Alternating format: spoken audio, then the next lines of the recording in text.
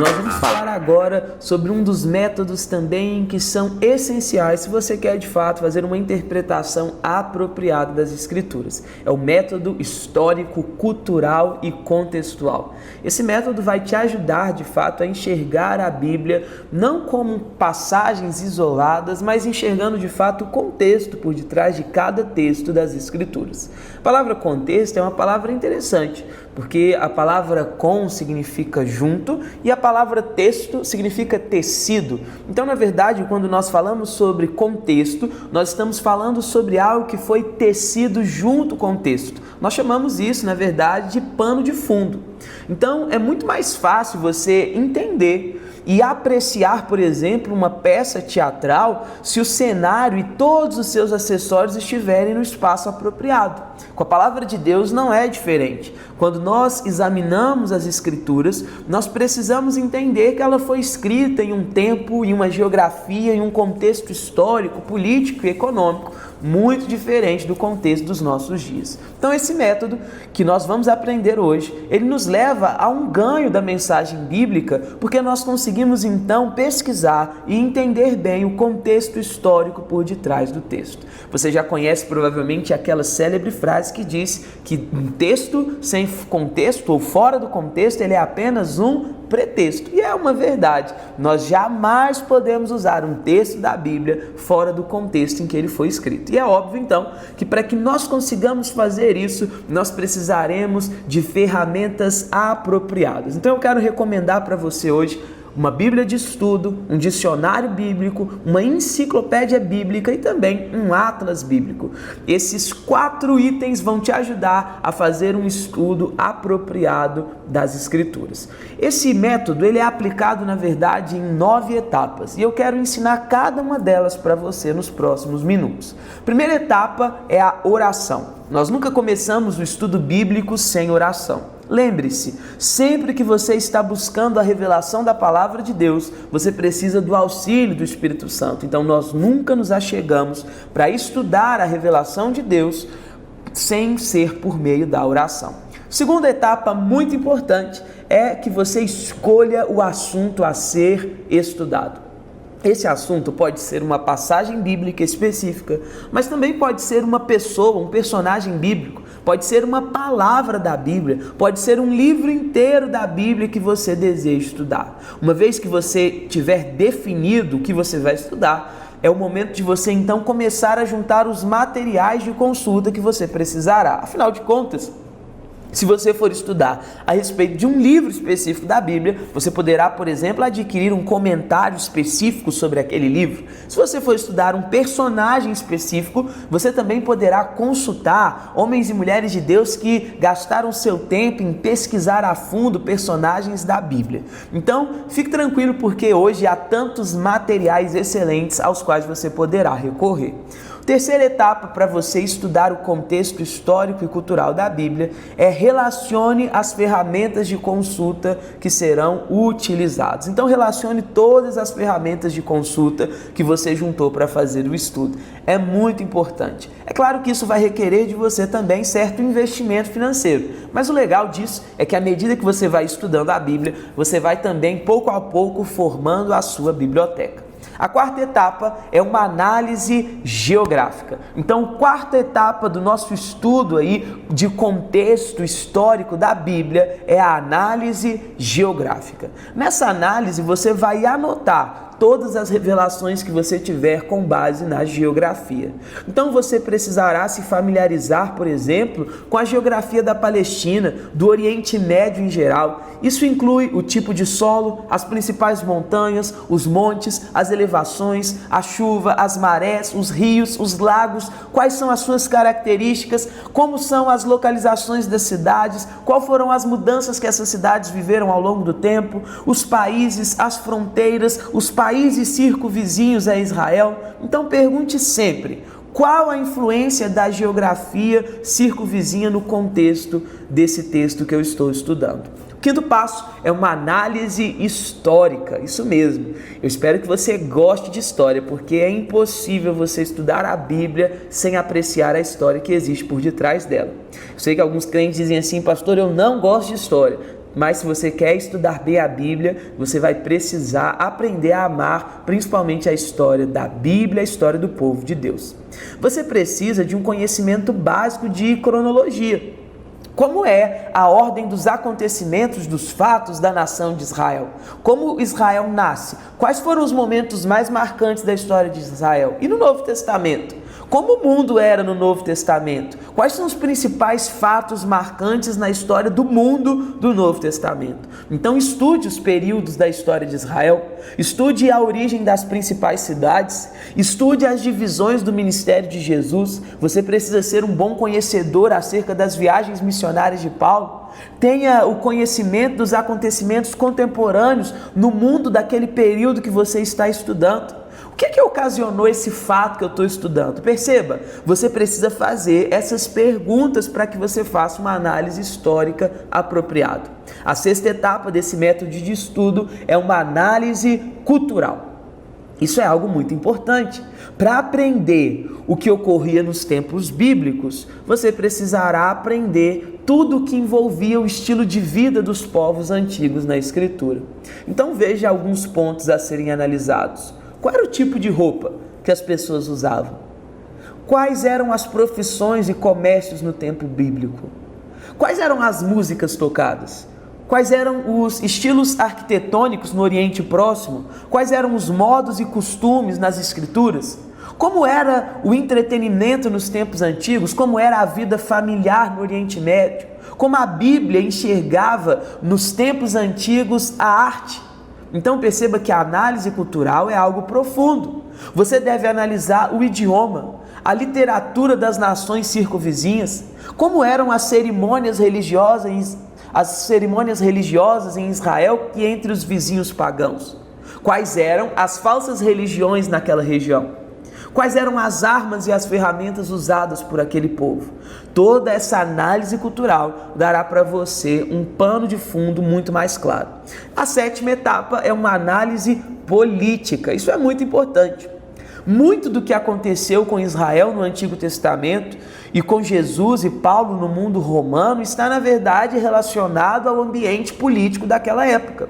Reis, imperadores, governadores e autoridades, quem eles eram? Quem era, por exemplo, Herodes nos dias de Jesus?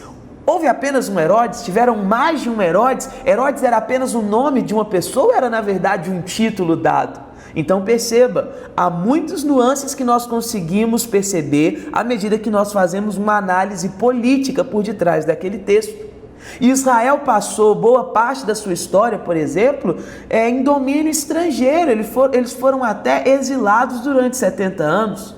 Quais eram os reinos ali próximos? Como era a política desses reinos? Egito, Filístia, a Síria, a Babilônia, a Pérsia, a Grécia, Roma. Quais foram os grandes impérios que a história deles perpassa toda a história do Antigo Testamento? Como eram essas nações? Como eram os costumes delas? Qual era a relação dessas nações com o povo de Israel? Como essas nações influenciaram Israel ou a igreja no primeiro século? Oitava etapa, resuma a sua pesquisa. Então volte nas etapas 3, 4, 5 e 6 e a partir dos dados que você reuniu, você deve responder a duas perguntas. Primeira pergunta para você anotar: como essas informações sobre o cenário da época me ajudam a entender melhor o que eu estou estudando? Essa é a primeira pergunta. Eu vou repetir. Como essas informações sobre o cenário da época me ajudam a entender melhor o que eu estou estudando? E segunda pergunta: algum desses fatores tiveram influência no assunto que eu estou estudando? Algum desses fatores tiveram influência nesse assunto que eu estou estudando? E a nona e última etapa é a aplicação. Como você já sabe, sempre que nós estudamos a Bíblia, o ponto máximo, o clímax do nosso estudo bíblico é a aplicação.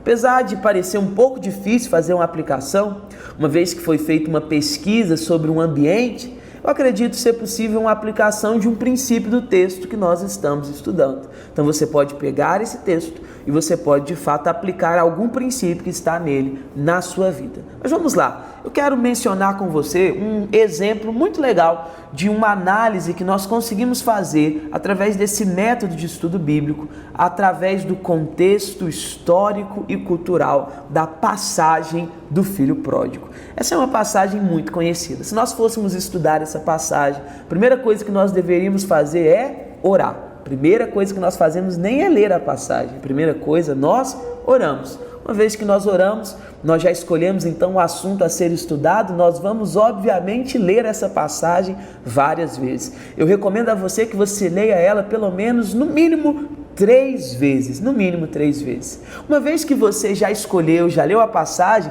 você precisa juntar agora os materiais de consulta que você vai usar. E a terceira etapa, você vai relacionar cada um deles. Eu vou usar a Bíblia de estudo tal, eu vou usar o comentário tal, eu vou usar a enciclopédia tal, eu vou usar o atlas bíblico tal, e você faz isso então. Quarto lugar, você faz uma análise geográfica. Qual é a geografia por detrás desse texto? Se você se lembrar, a parábola do filho pródigo nos conta a história de um pai que tinha 2 filhos. E nessa parábola, então, o filho mais novo perde toda a sua herança. Ele vai embora, abandona o pai e gasta tudo dissolutamente. O filho mais velho permanece em casa, apesar de não ter um relacionamento tão próximo e íntimo com o pai. O filho mais novo, então, depois de algum tempo, decide retornar para casa e o seu pai graciosamente o aceita. O filho mais velho fica irado com isso e então tem uma conversa difícil com o seu pai. Nós percebemos então que essa parábola, ela não é na verdade sobre nenhum dos 2 filhos, ela é na verdade sobre o pai. O foco dessa parábola é na verdade mostrar o coração do pai, porque o pai nessa parábola obviamente é Deus. O que nós conseguimos analisar geograficamente nesse texto? Nós percebemos que a comunidade de Israel sempre foi uma comunidade agropastoril. O que isso significa? Sempre foi uma comunidade que vivia em aldeias e vivia a partir de criação de rebanhos e da plantação. Por isso uma comunidade agropastoril. Então esse pai, junto com seus filhos, vivia em uma região cercada, obviamente, por outras famílias na aldeia onde eles viviam. E então aconteceu desse filho pedir a sua herança, ir embora e gastar tudo. Nós conseguimos perceber então que muito provavelmente haviam outras famílias que cercavam aquela localização geográfica onde eles viviam. Famílias também que tinham seus rebanhos e que tinham as suas plantações. Mas no quinto ponto nós devemos fazer uma análise histórica desse texto. O que há por detrás na história desse texto? Perceba, nós precisamos entender que esse texto é contado por Jesus em um momento em que a nação de Israel tinha se tornado extremamente religiosa. Em outras palavras, ao contar essa parábola, Jesus está mostrando que havia muitos filhos como pródigo que estavam distantes da casa do pai e que eles eram condenados pelos seus irmãos judeus, mas que esses filhos estavam retornando, ao passo que muitos dos filhos mais velhos que tinham permanecido em casa não percebiam que há muito tempo o coração deles também já estava distante do pai. Essa era a situação dos fariseus, dos escribas, dos saduceus. Eles estavam ali, aparentemente bem, servindo ao Senhor, buscando obedecer aos mandamentos, mas o coração deles estava distante de Deus há muito tempo e talvez estava até muito mais distante do que o coração do pródigo. Então essa é uma possível análise histórica que nós conseguiríamos fazer. E uma análise cultural. Olha que interessante, há muitos elementos culturais nesse texto. Nós percebemos o pai aqui, ele é pai de um filho que tem idade para pedir a herança. E esse filho que pode pedir a herança ainda tem um irmão que é mais velho do que ele. Esse pai então, obviamente, era um senhor de idade avançada para aquele tempo. Aquele era um tempo em que os rapazes se tornavam maiores de idade aos 12 anos. Então esse senhor já tinha uma idade avançada. Mas esse Senhor, ele é apresentado para nós, dando ao seu filho graciosamente a herança. Só que isso era algo terrível, fazendo uma análise cultural, porque uma vez que aquele rapaz pediu a herança para o seu pai sem que ele tivesse morrido, em outras palavras, o que ele estava dizendo é: eu gostaria que você já estivesse morto, mas como você não morre logo, então me dê logo a minha herança, porque no meu coração você já morreu. Essa era a percepção cultural da ação daquele rapaz. O texto mostra para nós que esse rapaz foi para terras longínquas e ele viveu dissolutamente. E ali ele então trabalhou ajudando alguém que cuidava de porcos, que criava porcos, e ele desejava se alimentar das alfarrobas que os porcos comiam. É interessante porque isso é Jesus buscando reforçar a ideia do quão profundo esse rapaz estava no pecado, de como ele se aprofundou em uma vida de fato de perdição. A Bíblia não diz exatamente quais pecados ele cometeu, mas nos mostra que ele estava de fato afundado no pecado, uma vez que judeus, eles não comiam porco e muito menos eles criavam porcos.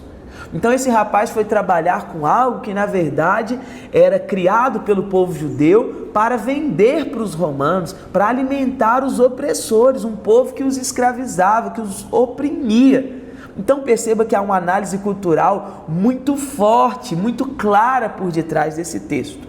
E aí nós vamos percebendo outros fatores. O texto diz para nós que quando o filho mais novo retorna para casa, o pai corre na sua direção. Por que o pai correu? O pai correu na direção daquele filho, porque culturalmente ele deveria então ser apedrejado, aquele menino deveria ser morto, porque o pecado que ele cometeu contra o seu pai, naquela cultura do Oriente Médio, era um pecado que deveria ser punido com a morte. Mas o seu pai corre na direção dele, porque o seu pai queria protegê-lo. A Bíblia diz que o pai correu, e no grego a ideia que o texto dá é que o pai correu da maneira mais rápida que ele podia. Olha que interessante, os homens naquela época, eles usavam roupas longas, usavam túnicas, usavam espécies de vestidos longos, né? As roupas que eram um tecido único eram as roupas mais caras daquele tempo, e aquele homem então ele corre. As irmãs vão saber dizer isso com muito mais propriedade. Quando uma mulher está com vestido, para que ela consiga correr, ela precisa levantar o seu vestido até uma altura significável, né? Para que ela não tropece e caia. Então aquele senhor levantou, talvez a sua vergonha estava à mostra, mas ele não se importou, ele correu o mais rápido que pôde na direção do seu filho. Isso é incrível, porque se o pai nessa parábola é Deus, Deus nunca está atrasado, por isso Deus nunca corre, mas esse é o único lugar na Bíblia onde Deus correu. No único lugar na Bíblia onde Deus correu, ele correu na direção de um filho que estava perdido, mas que estava voltando para casa. Consegue perceber como fazer uma análise cultural, política, geográfica, vai nos dar uma percepção muito mais clara do texto bíblico? E nós então finalizaríamos aplicando de fato esse texto. Como que nós podemos aplicar? Quero deixar esse exercício para você. Como você aplicaria tudo que nós vimos nesse texto? Que tal você pegar esse texto e então meditar em Lucas capítulo 15, olhar essa parábola e aplicar cada uma dessas etapas de forma minuciosa na sua vida? Nós vamos deixar aqui para você, mais uma vez, na descrição dessa segunda videoaula, um formulário onde você conseguirá aplicar esse método de estudo cultural e contextual. Deus te abençoe e até o nosso próximo encontro.